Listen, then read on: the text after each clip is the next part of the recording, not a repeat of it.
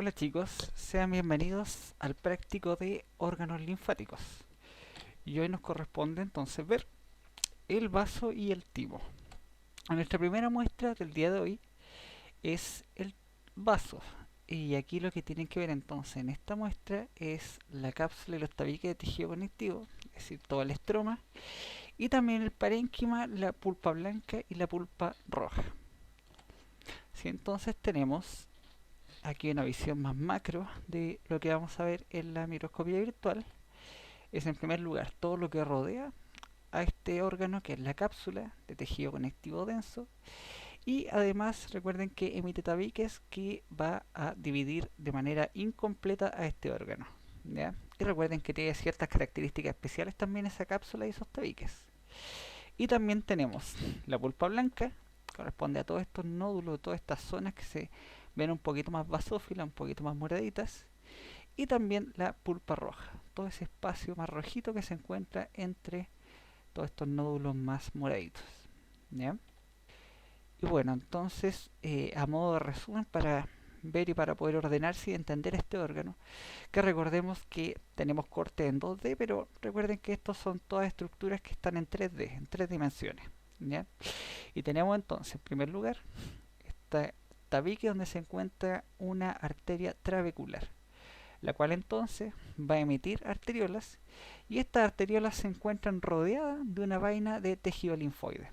Eso es lo que llamamos entonces la vaina linfoide periarteriolar, ya que se encuentra rodeando a la arteriola, ¿ya? Y esa está formada mayoritariamente de linfocitos T. También tiene linfocitos B, pero mayoritariamente linfocitos de tipo T, ¿ya? Y entonces se encuentra rodeando entonces esta arteriola, pero recuerden que también hay linfocitos B. Por lo tanto, si se encuentra con un linfocito B, algún antígeno que va en esta arteriola, va entonces los linfocitos B a sufrir una reacción clonal, es decir, van a empezar a proliferar de una manera exponencial, y posteriormente entonces van a formar un nódulo, ¿ya? ¿Qué pasa con ese nódulo? Que lo que hace es empujar a esta arteriola central y la vuelve entonces de una manera más periférica, de una manera más excéntrica, ¿ya? Y vamos a tener entonces la misma vaina periarteriolar, pero aparte acompañada de un nódulo esplénico, ¿ya? Que está formado fundamentalmente por linfocitos de tipo B. Y esta arteriola posteriormente sigue, se va haciendo más delgadita y va entonces a desembocar en estas arterias más chiquititas, las arterias pensilares, y estas posteriormente se van a abrir a estos nódulos, perdón, a estos senos o sinusoides esplénicos, ¿ya? Para que ahí ser filtrada, por así decirlo, o censada por todos estos cordones esplénicos o cordones de Billroth, para así entonces filtrar esta sangre de los glóbulos rojos que se encuentran más viejitos, y posteriormente entonces toda la sangre ya filtrada va a ir a desembocar entonces a estas vénulas y posteriormente a las venas trabeculares, ¿ya? Entonces, en primer lugar tenemos lo que es el estroma, ¿ya? Todo lo que va a rodear o todo lo que va a sostener, por así decir, a este órgano. Y tenemos entonces la parte más externa, que está formando la cápsula, ¿ya? Que es todo este tejido conectivo denso irregular. Y esta va a emitir entonces tabiques que van a dividir de manera incompleta a este órgano. Y estos tabiques, recuerden que llevan la circulación. Va a llevar entonces estas grandes arterias trabeculares, como esta que se ve acá, ¿ya? Tenemos la cápsula y ahí tenemos los tabiques. Y recuerden que esos tabiques también tenían ciertas características especiales. No están formados solamente de tejido conectivo denso irregular, sino que también están formados por fibras musculares lisas, ¿ya? Que en el fondo lo que le dan es una cierta capacidad de contracción a este órgano. Y recordemos también que aquí van las arterias trabeculares, llevando entonces toda la sangre hacia este órgano, ¿ya? Para que pueda ser filtrada posteriormente en la pulpa roja. Y aquí tenemos entonces la pulpa blanca. Como les dije anteriormente, son todos estos nódulos, todas estas zonas que se encuentran teñidas de manera más basófila, más fuertemente teñidas con hematoxilina, ¿ya? Porque son más ricas en linfocitos. Y tenemos, por ejemplo, ahí una de estas zonas más moraditas. Aquí también otra con un gran nódulo esplénico. Ahí tenemos otra con un nódulo esplénico. Y aquí tenemos también gran parte de pulpa blanca, ¿ya? Ahí también una parte más chiquitita. Eso inclusive también es pulpa blanca. Y todo lo demás es pulpa roja. donde se está filtrando entonces y está desembocando toda la sangre en los sinusoides venosos. Y aquí tenemos entonces un acercamiento de lo que es la arteriola central, y recordemos que se encuentra rodeada inmediatamente cercano a esta arteriola, se encuentran entonces todos estos linfocitos formando una vaina. Esa es la vaina linfoide periarteriolar. Y recuerden que también vamos a tener, si es que se acerca ahí, o si es que tiene contacto un antígeno con un linfocito B, estos se van a multiplicar y van a formar un gran nódulo. Este nódulo, como se encuentra en el vaso, lo vamos a llamar nódulo esplénico. Espleno significa vaso, ¿ya? Distinto a esplagno. Esplagno significa víscera, espleno significa vaso. Y aquí tenemos un corte donde tenemos solamente la arteriola central y solamente la vaina periarteriolar, ¿ya? Ahí tenemos la arteriola, y aquí tenemos entonces, rodeando la arteriola, tenemos la vaina linfoide periarteriolar, que recuerden que se encuentra mayoritariamente formada por linfocitos T. Aquí no tenemos en este corte un nódulo esplénico, ya que ahí probablemente en esa zona no contactó con un linfocito B, y por lo tanto no tenemos entonces un nódulo esplénico gigante, ¿ya?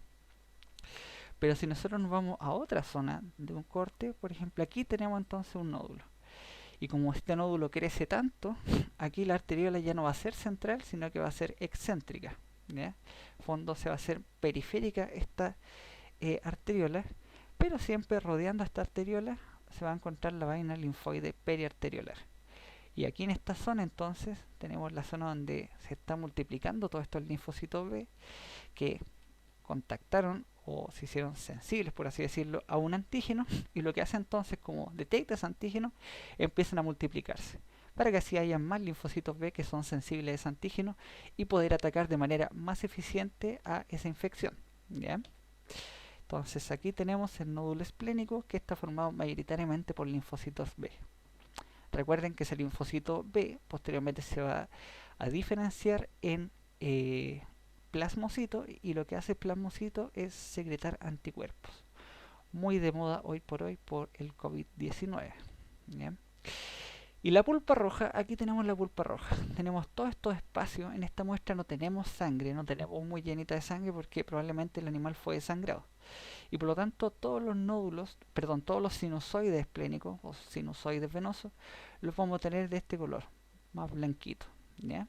Con algunas células, en este caso linfocitos, pero los vamos a tener bien blanquitos porque en el fondo son espacios vacíos, son lagunas donde va entonces desembocar la sangre para posteriormente ser recolectada por los senos venosos y posteriormente llegue a las vénulas y posteriormente a la vena trabecular, ¿ya? Y estos van siendo filtrados. ¿Por qué? Por estos cordones que se encuentran acá, ¿ya? Ahí tenemos un seno venoso, ahí tenemos otro seno venoso, aquí también tenemos seno venoso, pero estos son los más bonitos que se ven, ¿ya? Ese y ese. Pero también se va entonces viendo filtrada toda esta sangre que va a estar en estos sinusoides venosos, se va a ver filtrada entonces por estos cordones, ¿ya? Esto es un cordón, por ejemplo, correspondiente a los cordones de Billroth o cordones esplénicos, ¿ya? ¿Y qué van a hacer entonces esos cordones? Van a detectar, por ejemplo, ¿cierto? Aquí en este caso no van a detectar antígenos, sino que van a detectar glóbulos rojos, eritrocitos que se encuentran senescentes o más bien viejitos, ¿ya? Y eso se da porque cuando están más viejitos, cuando están senescentes los eritrocitos, empiezan a exponer ciertas moléculas. Por ejemplo, fosfatidilcerina o por ejemplo también el ácido ciálico. Y eso detectado por ciertas células que se encuentran en estos cordones, para que así entonces todos estos eritrocitos sean fagocitados posteriormente, ¿ya? ¿Qué pasa? ¿Por qué son fagotizados o por qué células son fagocitados? Por estas células grandotas como esta que se encuentra aquí, por ejemplo, que es un macrófago, ¿ya? Y esto posteriormente, aquí tenemos muchos elementos sanguíneos que están siendo fagocitados, que están siendo filtrados. Eso posteriormente entonces son fagocitados, y eso posteriormente, todo ese fierro que se encuentra en el grupo M va a ser llevado por la transferrina hacia el hígado o hacia la médula ósea, ¿ya?